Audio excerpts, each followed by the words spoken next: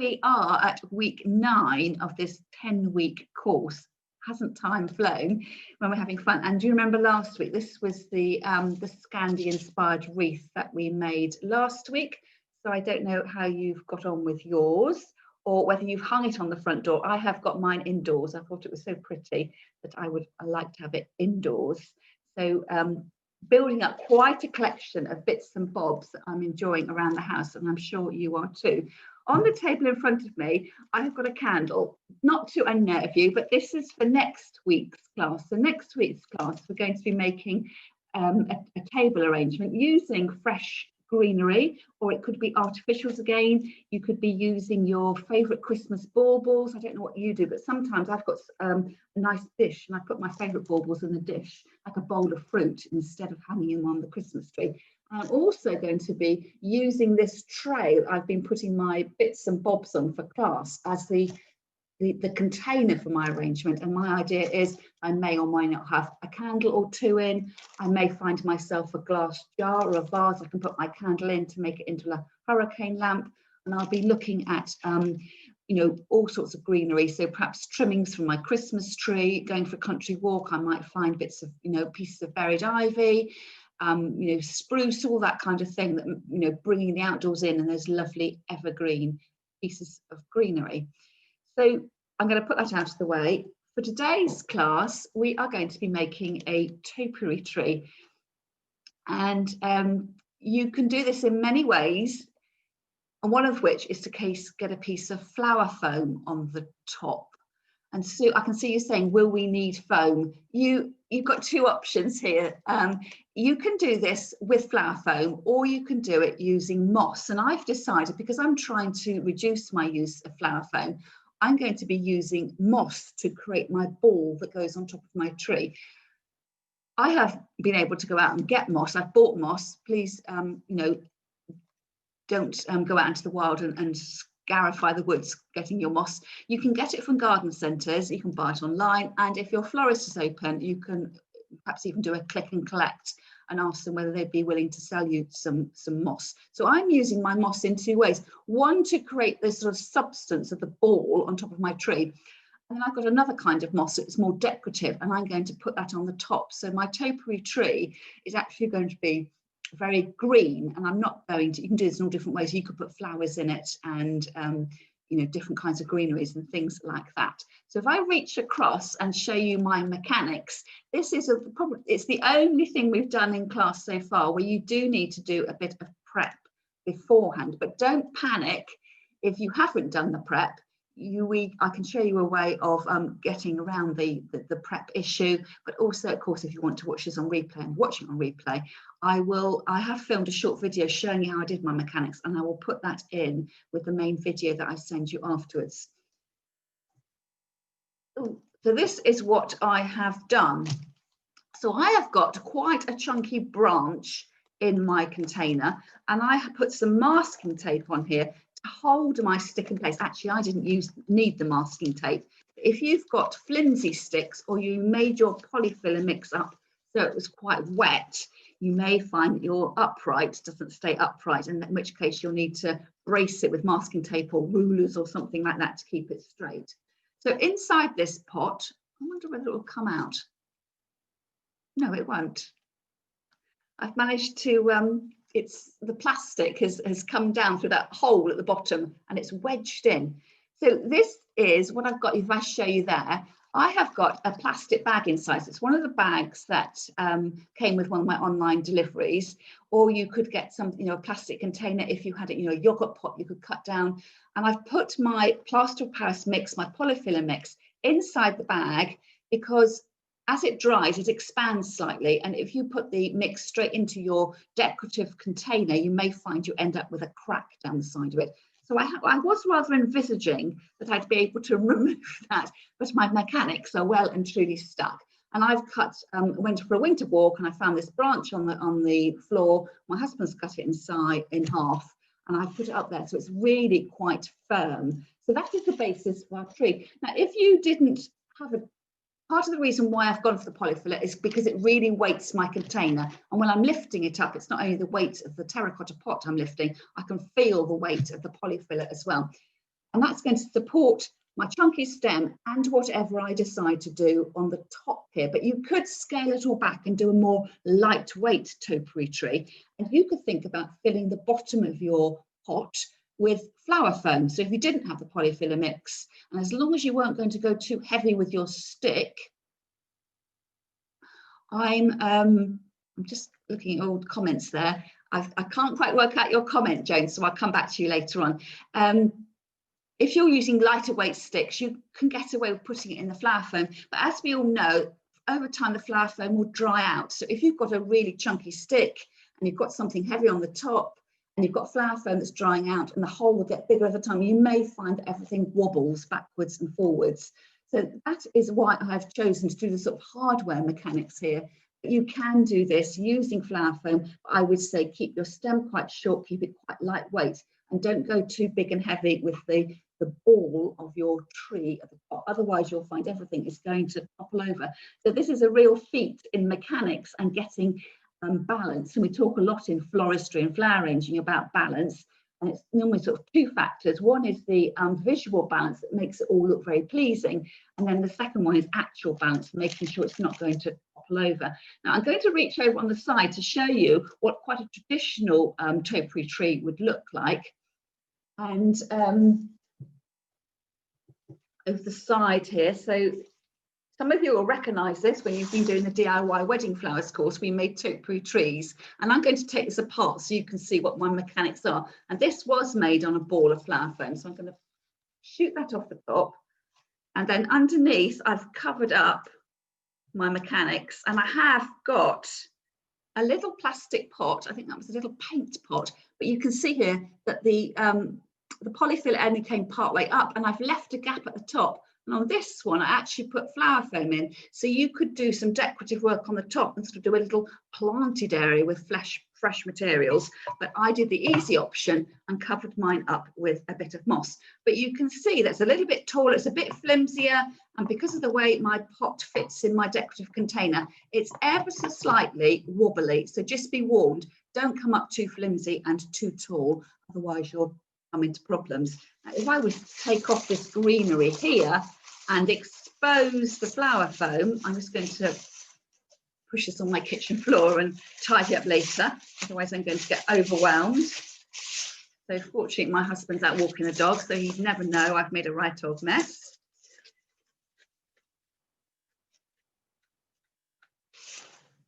So if you had flower foam, all you had was flower foam, you could put flower foam in your pot, impale your sticks into the foam, and then put your flower foam ball at the top. Word of warning though, if you soak your foam in the conventional way by putting it in a bowl of water, it's going to be really, really heavy, and you may find that your ball starts to slide down your tree.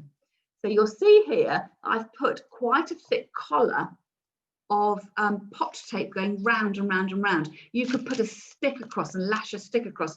You will find you might need something to support the weight of your heavily soaked ball of foam. Or the other option is, depending on how you're going to decorate your topiary tree, if you're going to wrap it in moss, it may be you just need to spray with one of the plant misters the flower foam. So there's a moist atmosphere, but it isn't saturated. But if you are thinking of adding fresh flowers in, you've got to remember that if your foam isn't soaked, that your flowers aren't going to live very long. So it's just weighing up, are you going for a really, really fresh flower look, or are you going to embrace a more modern look and perhaps go primarily with the moss and just some decorative accessories for Christmas, or do you want to go a halfway house between the two?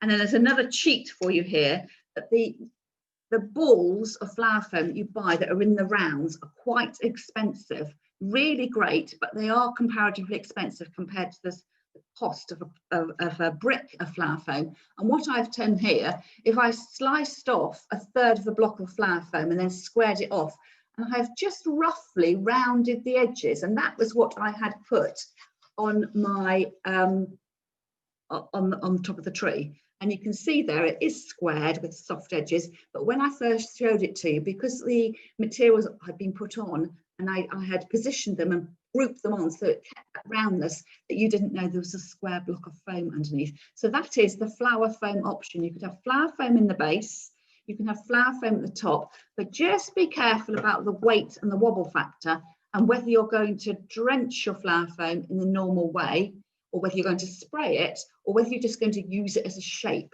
because the moss that you use will look equally attractive, whether it's got a sort of water source keeping it moist and fresh, or whether it starts to dry out. So there's just a couple of options for you. So I'm going to move this one out of the way and come back to this over here. And in fact, I think I might, for this one, keep my camera as is. So I might move that out of the way. I've still waiting for my brother-in-law to fix my tripod.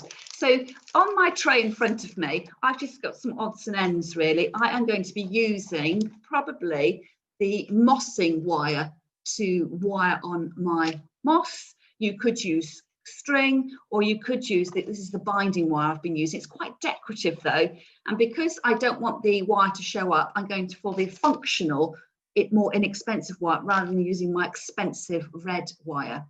And then I've got some decorative trimming. So I have got some little mushrooms that I bought the other day, because I have discovered that these red mushrooms feature quite a lot in Scandinavian Christmas decorations. And I asked a Swedish friend of mine why that was, and she said she didn't know why. It was just the tradition, and she thought it was possibly because in their children's storybooks at Christmas there's always pictures of woods with these mushrooms growing, or toadstools I should say, and in fact I have recently seen some of these in the woods, so it's just a seasonal thing. I have got some red poinsettia. You may recognize this if you watch my Facebook Live when I took apart the decorations on my little tree over there. So I thought, well, it's just something nice and small. I've got some pine cones. I've got my usual red berries and bits of ribbon I also had on my tree as well. So I'm not going to put anything to waste. What I'm enjoying quite a lot at the moment are the beech nut husks there. And then I've got some Christmas ribbon. This one says Merry Christmas on it. And I'm thinking I might possibly glue that around the rim. Let's see how we feel. And I've got my classic, my sort of signature red and white ribbon for this season. And I've got a few bits of greenery as well. So I don't quite know where I'm going with this, but I've got lots and lots of ingredients to get me going. So let's get started. So you can see here that I have got my plastic bag showing. So when I first put my polyfiller mix in, I kept the plastic bag all around the edge, because the weight of the polyfiller sort of swallows the plastic bag up inside, and then I've trimmed it level with my pot, and eventually I'm going to have to make sure that that doesn't show, so I'm just going to tuck that out of the way. And I don't know whether you can see from my fingers, I have got the polyfiller only comes up to about here, and it just gives me an opportunity that I can do something decorative on that top layer here, whether that is just to pile it full of my Christmas trimmings, or I could put moss on it, or if I wanted to I could put flower foam in there and have some fresh materials at the bottom. We'll have to wait and see, but I'm going to concentrate on this top section here and creating this ball effect using my moss. So off to the side here, oops, I have bought myself some moss from the wholesaler. Now this moss isn't sphagnum moss, and that sphagnum moss is the moss you would traditionally make a Christmas door wreath with. I have bought flat moss here because there's an awful lot of moss in this box, and I just felt a flat moss would be more useful to me, you know, later on in the year. So I've kept this outdoors. It's been, you know, in the rain, in the sunshine. It's nice and moist. It's green. But I think I'm going to get more use of it out of it just than being on the Christmas season. So if you're using sphagnum moss, that is absolutely great. And what you would do, I'll show you my moss here, because mine comes out, I call it a flat moss. You might know it as carpet moss, but it's layered up in the box like that and sandwiched sort of top to tail. So it's got the earth side on there. If I lift that up, it's got the green on this side. So I might just give myself a couple of sheets here. If you were using the sphagnum moss, and if you've had an experience making Christmas stories before, the sphagnum moss comes in sacks normally, and you may need to tease it out because it does get very clumpy, and you might want to go through as this one, and you might find you've got pine needles in it, You might even have pine cones in it, and I would sort all that sort of rubbishy stuff out of it, and I would tease it out with my fingers and then pick it up in sort of snowball sized pieces, and you would hold the snowball up to your little tree trunk and you would start to wire it on. So it's the same sort of technique if you've been used to making a traditional door wreath, but I am using a slightly more expensive, more decorative moss on this occasion because I thought I would buy a whole box of moss and I can use it. So I haven't got much to pick off. It's just surface pine needles here. So it seems a bit counterintuitive here. I've paid lots of money for this moss and I'm just going to screw it up into a big ball. But this is what you'll end up with, your sort of snowball sized piece of moss. So before we get to add that on, I'm going to fix my wire on, and I will do that by taking a length of wire, just between my hands, you can't actually see the wire, and I'm going to wrap it round my trunk and then twist it together. And I am leaving quite a long length of my wire.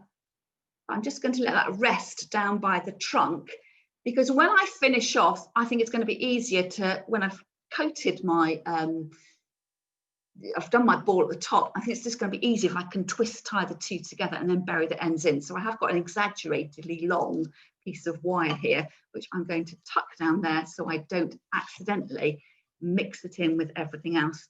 Now, this is one of these, when you're doing your mechanics, creating your ball on the top, it can be a bit tricky. And it's one of those things where you just need to keep going.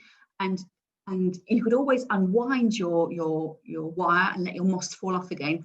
But I would say probably if it looks a bit lopsided, I would just add more moss and balance it up. So don't be too critical of yourself.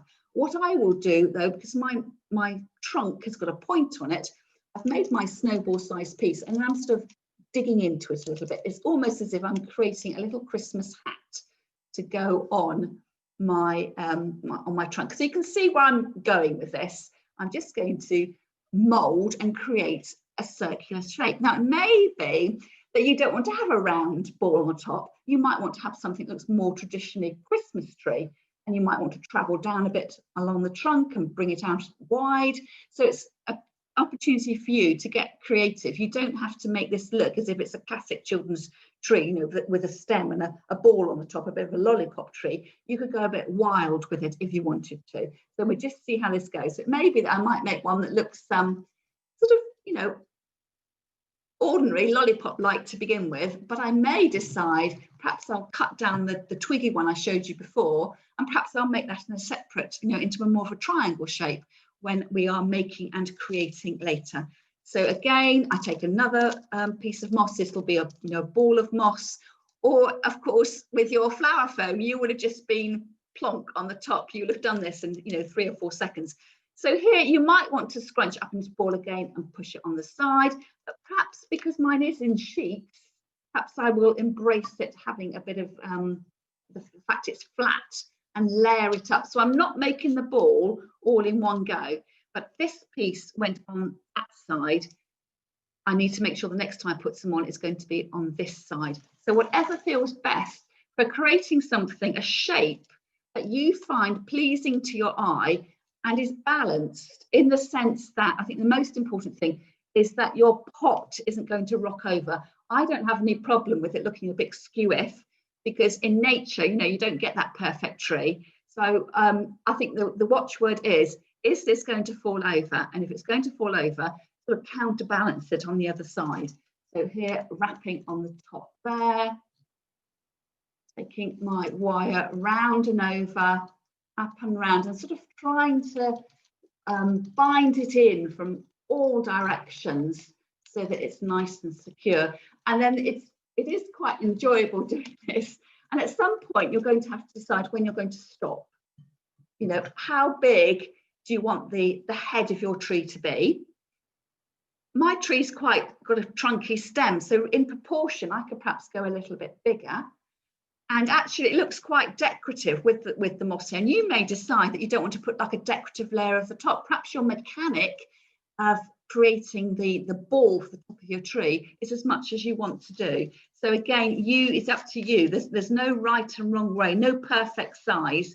The most important thing is that the tree doesn't fall over. What I'm doing here is actually taking some of the, I had quite a lot of soil on that piece there, so I've sort of skimmed off the bottom layer so it's not too muddy, and over the top there, so you can see where I'm going to go. I started off with one pushed on the top, one on the side, and one over the top. That's just the way it happens to have worked out for me.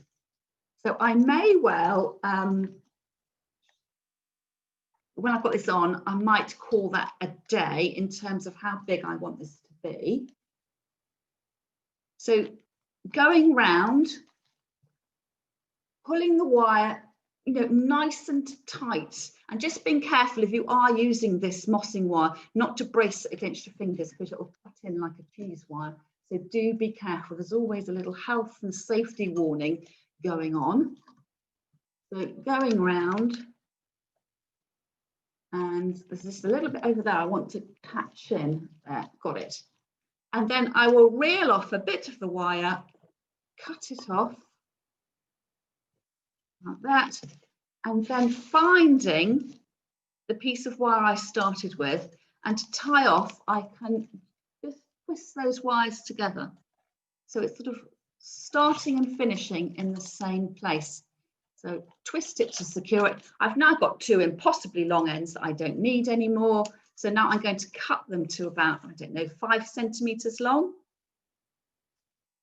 Of those. And if I bend them back on themselves, I can bury those cut ends there into the head of the moss. So as I feel the moss ball head, I'm not feeling any sharp wires. I am taking the opportunity though to pull out some of the little strands of the pine needles. So that would be your mechanic, and you would build that the ball up, the head up as much as you like, bearing in mind, depending on what decoration you're going to be on the top, that it will get a tiny bit bigger. Or it may be that you love the look of your whatever base you're using, whatever moss you're using, and you may decide you just want to embrace that as being a nice green head to it. So this is the moss head, or if you're using flower foam, you would get your flower foam ball on there, and I can feel it. So Sue, you're asking me to turn that round. It's slightly flat on this side and slightly falling down on that side. So probably that's the roundest angle there. So, and again, because you won't be trying to show off the camera, you can have a really close look on that. So in theory, it's like a green football sitting on top of this little this wonky stick. But that is what it looks like all the way around. And it may be at some point you need to decide which is going to be the front, which angle it looks best. Now my actually got a lot of lichen on it on one side. I think that's the north side, isn't it, where the lichen goes. So I might have that front facing to me. So you're looking at the back there that's got the cleaner bit and also some polyphilistane on the side there. So that might be the front bit because I like the little mottled detail there. But do I need to add in a bit more moss there? Perhaps if I was just working at home, I might add a bit more moss there because it does look a bit flat. But you're basically aiming for something slightly rounded. So I then have treated myself to another box of moss. I cannot believe that I've had so much fun buying stuff in for Christmas. And the next box of moss is called bun moss. And this is even more expensive than the box of moss I've just used. So,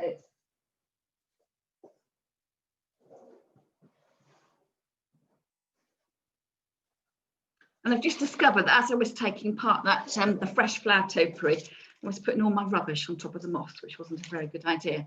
So this moss, can you see it looks a bit like moss from a children's TV show? I can't think of any TV shows, the sort of cartoon character things. I can't think what they're called now. So this is beautiful, really, really tactile, and it's quite chunky, and I'm going to have to go through and cut off some of those pieces there. And this is packed in the same way. It's got the top side showing. They're packed in like this. The top edge is like that, and then you've got the second row is like that. So you've got the sort of the soily sides together. So this is quite chunky, and I need to bear in mind as I attach it onto my ball at the top, that it's not going to fall off. So it'll be fine at the top. The problem, if there is a problem, will be when I'm attaching the moss on the underside, because gravity will want to pull it out. So again, just be conscious of that as well. You don't want to spend ages and ages putting your topiary together and then discovering that everything falls off. This moss, though, is quite heavy. If you were using, I love the reindeer moss as well. I think I gave you a link to the reindeer moss in the handout. It's like a little springy moss, and that's really lightweight, and I don't think you'll have any problem with that holding on in place. And it's just lovely and tactile. They're stroking away as if I got some little, you know, little green pets here. So I'll start off just with that amount, and I'll pass that to one side. So how am I going to get this moss to attach to my my tree? And I'm going to do this using floristry wires. So I've got a pack of wires here, and these are 0.90 wires. So they're quite heavy duty in terms of floristry wire. And those of you with eagle eyes will notice that these are the bare annealed, I think that's the way you say it. Annealed, perhaps that's it. They're bare wires. You can also get the wires covered with quite a bright green plastic. It doesn't matter what you use. This just happens to be what I have to hand, but the ones that aren't covered in plastic may result in your hands getting quite dirty. But by the time you finish using moss, your hands are going to be dirty anyway. So I'm going to take these wires, and perhaps I'll take 2 or 3 at a time. I'm going to chop them in half. So just estimating, and I'm using, I don't think you can see there, I'll show you what I was doing up close. On my scissors, they've got this little cutting edge here, and I was really getting the wire right down in the edge. If you try cutting your wires by pinching the tip of the scissors, it's probably not going to work and you'll damage your scissors. So really come in to the bottom of your scissors to use that cutting edge. So, and don't be mean here. I would suggest that this wire here, how long is that? 25 centimeters or so. Don't be too mean and think, oh, I reckon I can get three wires out of this, because you'll need some of the length of the wire to dig into and hold into your flower foam. If you're too mean with the length, you might find, number one, it might not go through the depth of your moss, your decorative moss, and it's got nothing to hang on to inside. So it's almost like you're giving these pieces of moss little legs. So what I do here is take the wire, again it's a bit fine, but hopefully you can see what I'm doing. I'm holding it in half. I'm just trying to work out how I get that against the cupboard and not my wrist. So there's the wire there. I'm holding it halfway down, and then I am folding it in half. And I've made what looks like a little hairpin, little hair grip to go there. So you'd make yourself up a few of these. What you might want to do as well for extra grip, if you really want to, is to fold back the ends of the wire. You see that? To really grip. But having done that, it makes the wire a bit shorter. So see how you go. I would just fold them in half first of all and see how they hold. So don't cut too many at once, because it'll be annoying if you decide to go for the more fancy looking wire. Like that. So I just curled the ends back. So let me do it on a big one. So big wire, fold it in half. So it sort of looks like a tuning fork. And if you wanted sort of some extra stability, it's much easier to do, and the wire is longer. To sort of dig in, you would do that. But then you may find that's too long.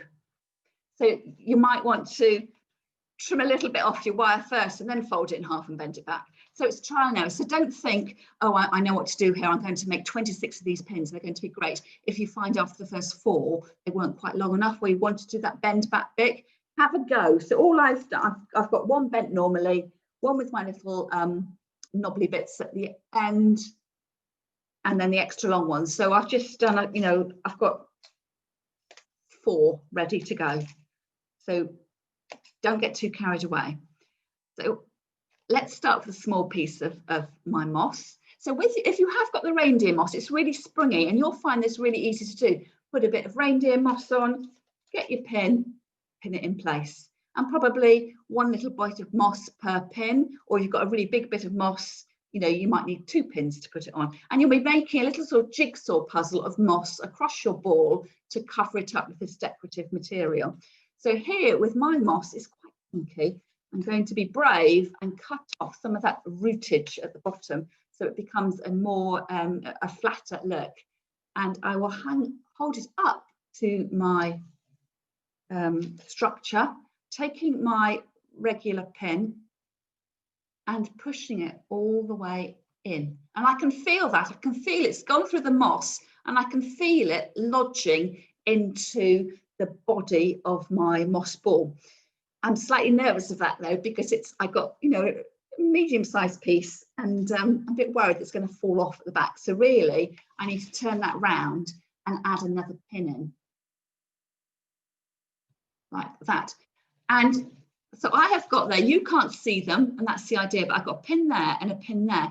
And I quite like the fact it was luck rather than design, but because I didn't have my wires are bare metal, they haven't got that green on it, they don't show up at all. And you might find anyway, even if you use the green wire, because they get hidden, they won't show. So I'm trying to do this all discreetly. So when you see this finished ball with the sort of little lumps of the bun moss around the edge, you'll just think, oh, that's a really great ball. How was it done? And that is, you know, it's just breaking the steps down one at a time. So I could come back in, you know, I've got quite a sizable piece of moss there. It's as big as my hand. And it may be that I can just sort of whack it on in one go. But you may find, I think, perhaps at the top I could go for a big piece, but I think everywhere else I'm going to have to go for pieces that are a tiny bit smaller just to make them more manageable. And instead of cutting them, I am going to just bend them and rip them. And again, if you're using the decorative reindeer moss, you might want to do the same thing. So I would only ever cut at the bottom to get rid of the depth. I wouldn't cut your moss up to use it. I would tear it so you get a much more natural look, and you're not ending up with you know, very square edges on your mosaic of moss that you're creating on the top. So let's go here. So that I did a side one first, which is a tricky one. They're much easier to put together at the top because you're just poking down. And if I move that to the side, let me see if I can point that out for you. So you can see there that that's my moss ball, and because the bun moss is quite fat and quite thick, that's the bit I've added on. So you'll see that it does grow. So imagine that much on the other side, it is going to become bigger. And again, it just depends on the moss you're using as to how big your eventual topiary tree becomes. So just be aware that you have got, you know, extra. If you're going for another layer of decorative moss, you've got that much to think about on each side. And if you are using the lovely spongy reindeer moss, I probably wouldn't cut that at all. I would rip it to the right size that I wanted. I find it comes in quite small pieces anyway. But I would tend not to cut any depth to it because it's so springy that when you ping it on, you'll contain it. You'll you know, contract it in together. And you can see that this is what I'm going to do for the rest of the class. I'm going to probably finish the demonstration shortly, because I will work on this as we are working. Otherwise, it's going to be like watching paint dry.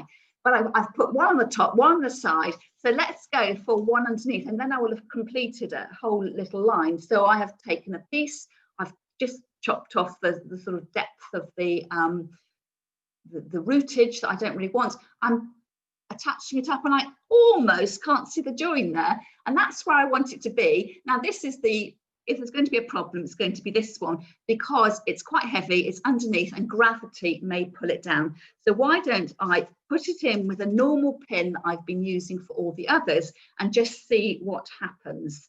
So you kind of need lots of pairs of hands here. So I will put the pin in, and is that going to hold? You know, I think it might hold, but it was a longer piece. It wasn't a small square piece. It was slightly rectangular in shape. It will need 2 pins. I feel that is holding just fine. But if you felt when you put it on there, it kept slipping down, use the trick with a slightly longer wire and curve the ends back. Let me do another one. I keep coming back to this piece. It's perfectly round with a bit fallen off, and I'm thinking I don't want to break that one open. I'm going to break this one open. And you can see how chunky that is. It's, you know, the size of my little finger there. Take off that moss, and let's go and use, I'm not going to use that one. I'm going to cut one down. I'm going to take a wire. I'm going to cut off 5 centimeters from the top. I'm going to bend it in half, make these little turn backs at the end. So they're not even. I don't think that matters. And then I will put this one upside down, and then use that to push through. So it's slightly harder to push in because I haven't got the points. So when you're bending the wire like this, it goes in easily because you're putting those 2 pinpoints in, but it is slightly harder when you've got the loops because you're pushing a fatter piece in, but it's still held, and it will be less likely to fall out because the hooks will sort of lock in again. So I think it'll be trial and error for you, whether you can just pin things on or whether you need to think about adding more pins in for stability or bending back the ends of the pin. As it went in, I preferred the feel of the regular pin personally, and I think probably if I was concerned about it falling, instead of putting 2 pins into the pieces at the bottom, I might go ahead and put 3 pins in. But it's just another option for you if you were slightly anxious or nervous about it. So I will later on, when we're making together, I will finish that. You'll have to imagine what it looks like, and I am going for, you know, still think it's a bit flat on that side, so I can adjust that later. I might, when we start making a possibly, I might take these bits off and round out the edge there. But you get the idea there that that is the original moss ball there, and I'm beginning to shape it out on the side there, on the edges. So I have treated myself to the bun moss. I think actually my flat moss looks really attractive.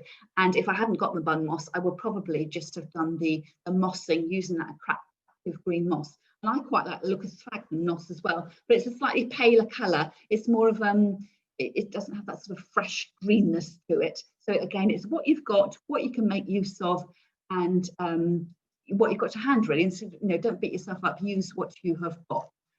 So,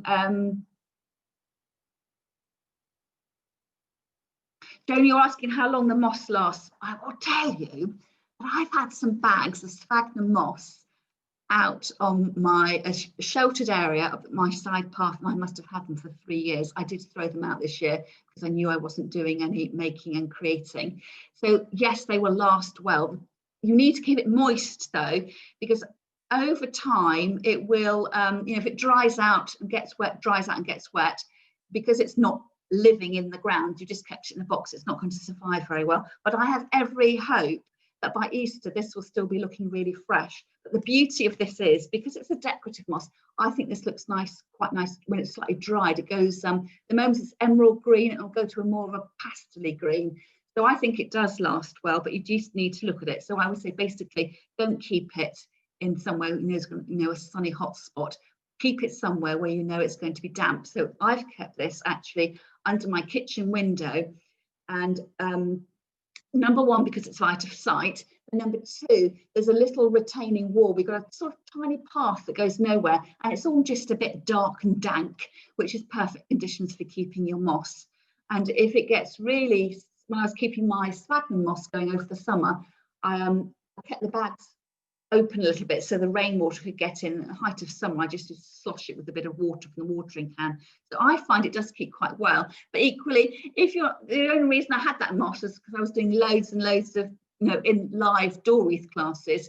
So I wouldn't sort of, it's great to be able to keep a single box going, but I wouldn't be buying in vast quantities, hoping I could keep it going, if you see what I mean. But I'm certain that this will last me through till Easter time, if not beyond there.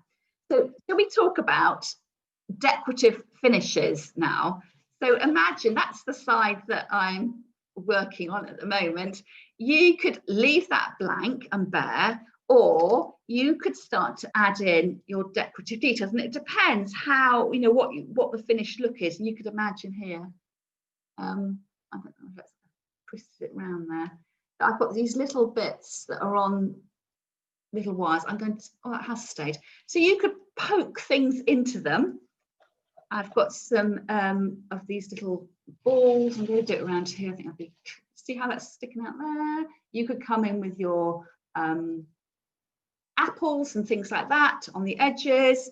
I have got my my beech nut husks and my glue gun. These have got really tiny stalks on them. You may be lucky and find it holds. I would probably attach them on with a bit of glue. But what I am planning to do with this is I quite like, because my moss was so expensive, I don't know whether I'd mentioned it, but I'm going to leave that as the sort of clouds of moss going on and having that as a beautiful thing on its own. I have also got some silver birch branches, and I thought, well, that might be an option, that having got the clouds of moss, that I might decide to pin on some silver birch going around the edges like that. So that's another option, having that sort of floating around the edge to embrace that really natural look. So that's another thought. And it's the sky's the limit, really. You could even be poking in your fresh greenery, but having spent ages constructing your topiary head, I would say you probably don't want to be totally disguising it. Depends on the look that you're after. And then at the bottom here, I could fill that up with flower foam. I'm trying not to use flower foam. Or I could fill it up with my bun moss and just break off pieces like that. Or with my flat moss,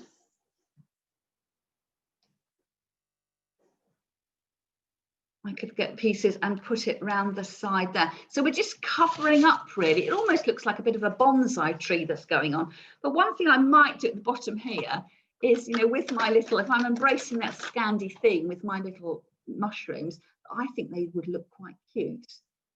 Poking up, it's almost like a little winter fairyland. And again, it just depends whether that's your style and it's the kind of thing you want.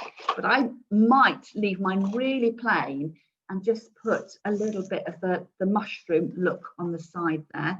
And then the other option is, you know, do you want to start to glam it up? So, you know, with my ribbon here, you know, do I want to tie a ribbon bow at the top here and have a flourish of ribbon coming down the edge?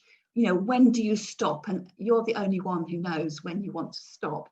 You know, perhaps if I have a bit of ribbon up there, do I want to put a bit of ribbon, you know, around the bottom like that? And I could glue that onto the pot, which would then link to the redness that I've got on the toadstools as well. Or I have got this ribbon here that I've had for years and years, and I've never used it. I couldn't bear cutting it up, but it says Merry Christmas all the way around it.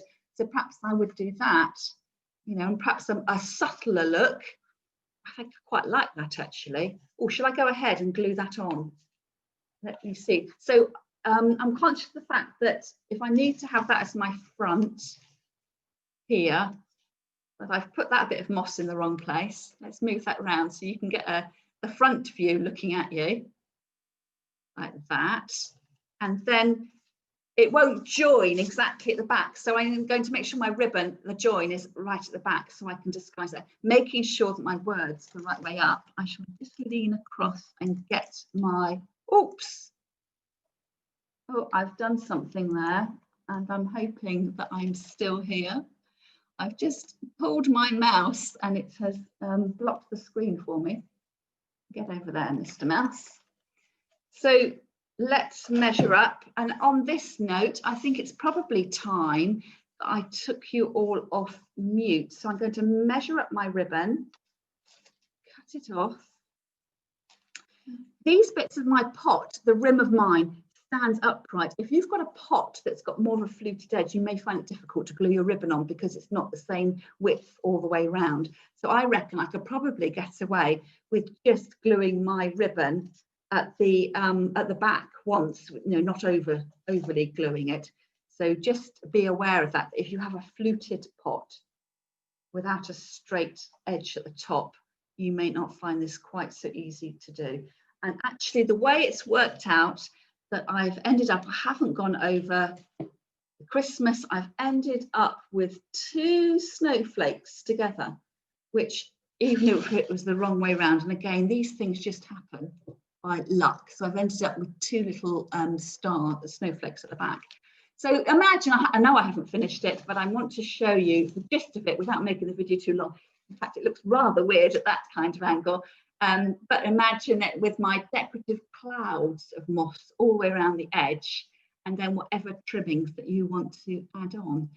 So I am going to, for the benefit of everybody watching, who's going to watch the recorded video, I'm going to sign off now. And for everybody else who is watching, I'm going to take you off mute, and then we can have a good old chat about mechanics. I can explain one-to-one, more clearly, any, to respond to any issues, and then it'll be make and create together.